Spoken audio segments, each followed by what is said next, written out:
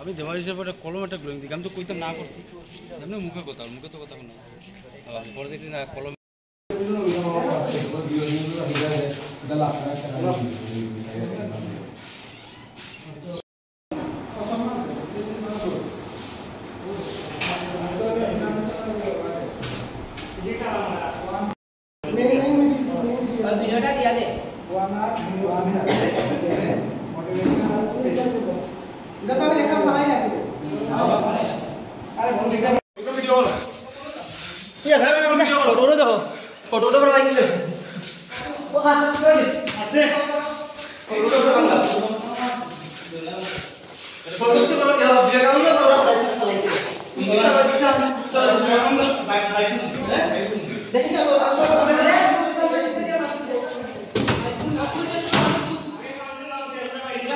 Photo তুলে রাখ ভাই।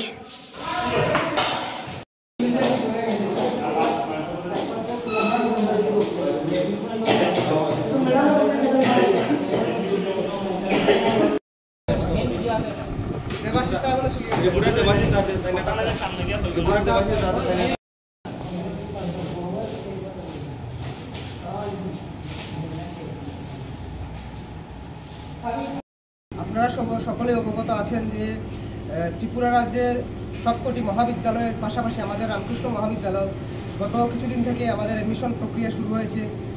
সম্পূর্ণ শান্তিপূর্ণভাবেই অখিল ভারতীয় বিদ্যার্থী পরিষদ রামকৃষ্ণ মহাবিদ্যালয় শাখার যে পরিচালনায় আমাদের অ্যাডমিশন প্রক্রিয়া চলছে, কিন্তু কিছুদিন ধরেই এসএফআই স্টুডেন্ট ফেডারেশন অফ ইন্ডিয়ার যে রামকৃষ্ণ মহাবিদ্যালয়ের যে শাখাটা আছে তারা অপপ্রচার করছে যে কলেজের যারা ছাত্রীরা আছে তাদের কাছ থেকে টাকা কালেকশন করা হচ্ছে, মুখ তেমুখ বলে তারা অপপ্রচার করছে।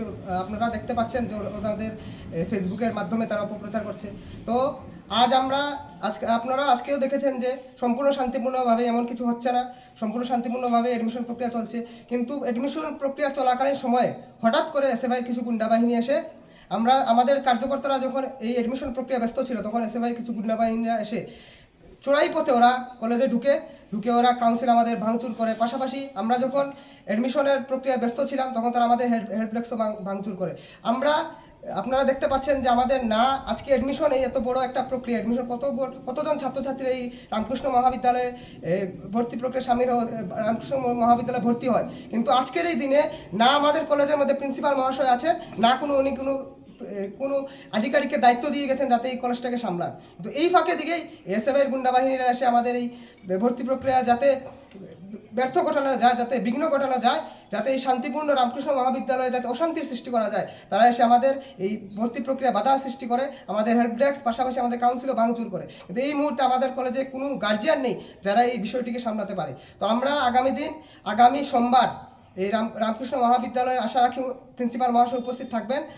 আমরা যদি আমাদের যে ঘটনাটি হয়েছে তার যদি যোগ্য বিচার যদি না পাই, আমরা আগামী সোমবারে ভর্তি প্রক্রিয়া বন্ধ থাকবে এবং পাশাপাশি আমাদের যাতে যোগ্য বিচার পাই তার জন্য আমাদের প্রিন্সিপাল মহোদয়কে উনি যাতে ওনার শব্দ দিয়ে যান, উনি যাতে একটা এই যে বিঘ্নটা ঘটিয়েছে, এই যে আমাদের ভর্তি প্রক্রিয়া পাশাপাশি আমাদের কাউন্সিল আমাদের এই হেল্প ডেস্ক যে আক্রমণ হয়েছে তার একটা বিহিত ওনাকে দিতে হবে, না হলে আমাদের আন্দোলন চলবে। আজকের যে এই ঘটনায় থানায় কি খবর দেওয়া হয়েছে? হ্যাঁ, থানায় খবর দেওয়া হয়েছে। সঞ্জীব স্যার ছিলেন, উনি থানার ওসি স্যার ছিলেন, উনি এসেছেন, কিন্তু ওনাদের কোনো জবাব দেননি। ওনারা এসেছেন, সঞ্জীব স্যারের সাথে কথা বলেছেন, এরপর ওনারা এসে চলে গেছেন। আমাদেরকে কোনো জবাব দেননি, আমাদেরকে এড়িয়ে ওনারা চলে গেছেন। ভর্তি প্রক্রিয়া চলছে এবং সেই ভর্তি প্রক্রিয়ায় ছাত্রীদের কাছ থেকে, যেখানে রাজ্য সরকার ছাত্রীদের ভর্তি সম্পূর্ণ বিনামূল্যে করেছিল, সেখানে রামকৃষ্ণ মহাবিদ্যালয়ের নাম লেখা কাগজ দিয়ে ছাত্রীদের কাছ থেকে 100 টাকা করে আদায় করা হচ্ছিল, এমন একটা অভিযোগ ছিল, যেটা আপনারা সামাজিক মাধ্যমে সে অভিযোগ করেছেন এবং সম্ভবত রামকৃষ্ণ মহাবিদ্যালয়ের অধ্যক্ষের কাছেও বিষয়টি নিয়েছিলেন। এ ব্যাপারে কি বলবেন, কারাই 100 টাকা আদায় করেছিল এবং কেন করা হয়েছিল? আমাদের কাছে একটা খবর আছে, কৈলাসহর স্থিত রামকৃষ্ণ মহাবিদ্যালয়ে ছাত্রীদের কাছ থেকে 100 টাকা করে ভর্তির প্রক্রিয়াকে কেন্দ্র করে 100 টাকা করে ফেস্টিভ্যাল ফি নেওয়া হচ্ছে। এবিভি নামদারি কিছু ছাত্রছাত্রীরা এই টাকাটা কালেকশন করেছে। এই ব্যাপারটা জানার পর আমরা ভারতের ছাত্র ফেডারেশন কৈলাসহর বিভাগীয় কমিটির পক্ষ থেকে রামকৃষ্ণ মহাবিদ্যালয়ের মাননীয় প্রিন্সিপাল মহোদয়ের কাছে মৌখিকভাবে যোগাযোগ করার পর উনি আমাদেরকে বলেন যে কলেজ কলেজের মধ্যে 100 টাকা করে ফি নিচ্ছে মেয়েদের কাছ থেকে, এই ব্যাপারে ওনার কোনো জানা নেই। এই ব্যাপারটা বলার পর ওনাকে আমরা বলি যে যেহেতু কলেজের মধ্যেই এই ব্যাপারটা হচ্ছে, অতএব সিসি ক্যামেরা যেহেতু কলেজে আছে, আপনি এই যাহারা এই কলেজের লোগো এবং নাম ব্যবহার করে মেয়েদের কাছ থেকে 100 টাকা করে নিচ্ছে, আপনি ওদেরকে চিহ্নিত করেন এবং প্রশাসনের সহযোগিতা এবং কলেজ কর্তৃপক্ষের যৌথ সহযোগিতায় ওদেরকে চিহ্নিত করে দোষী সাব্যস্ত করেন এবং দৃষ্টান্তমূলক শাস্তি প্রদান করা হোক, এবং যে মেয়েদের কাছ থেকে 100 টাকা করে নেওয়া হচ্ছে তাদের টাকা যাতে ফেরত দেওয়া হয়, এটা আমাদের মূল দাবি প্রিন্সিপাল মহোদয়ের কাছে। তাছাড়াও আমরা তার পরবর্তী সময়ে হাইয়ার অথরিটির কাছে যোগাযোগ করি। ওনারাও আমাদেরকে বলেন যে রাজ্যের শিক্ষা দপ্তর থেকে এমন কোনো ইনস্ট্রাকশন নেই যে কলেজের মেয়েদের কাছ থেকে 100 টাকা করে নেওয়া হবে। মূলত এই ব্যাপার নিয়ে আমরা প্রিন্সিপাল মহোদয়ের কাছে গত 3 দিন আগে যোগাযোগ করেছিলাম। এ ব্যাপারে অধ্যক্ষ আপনাদের কি আশ্বস্ত করেছেন? উনি আমাদেরকে বললেন যে 13 তারিখ নাকি একটা নোটিশ জারি করা হয়েছিল, কলেজের মধ্যে কারো কাছ থেকেই টাকা কালেকশন করা হবে, কিন্তু আমরা দেখলাম নোটিশ নেই। এবং কলেজের মধ্যে আজকেও দেখলে যেটা যে খবর পেলাম, কলেজের মধ্যে 100 টাকা করে নেওয়ার জন্য চেষ্টা করছিল, কিন্তু কিছু ছাত্র সম্ভবত এটা প্রতিহত করার চেষ্টা করছে। আমাদের একটাই দাবি, যাতে নিরীহ ছাত্রী যারা আছে তাদের টাকা যাতে ফেরত পায়, এটাই আমাদের মূল দাবি ছিল।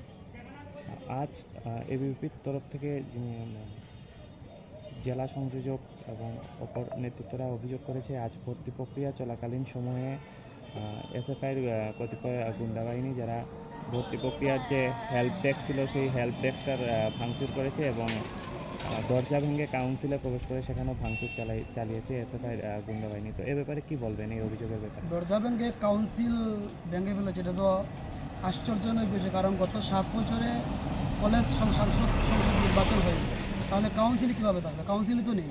এটা আমাদের, আপনারা যেহেতু এই ব্যাপারটা অভিযোগ করেছেন, আমাদের এটা অভিযোগ থাকবে যে কলেজ কাউন্সিলটা অতি সত্বর তালা মেরে বন্ধ করে দেওয়া হবে। যেহেতু কোনো নির্বাচন নেই, কলেজের মধ্যে কোনো ছাত্র প্রতিনিধি নেই, তাহলে কীভাবে কলেজ কাউন্সিল থাকে? এটা আমাদের মূল অভিযোগ। তারপর যেটা বলছেন ওই 100 টাকা করে নেওয়ার ব্যাপারে আক্রমণ করেছে, এই ব্যাপারটা আমরা বলবো যে এসএফআই এর কোনো নেতা কর্মী সমর্থক কারো এই ব্যাপারে জড়িত নেই।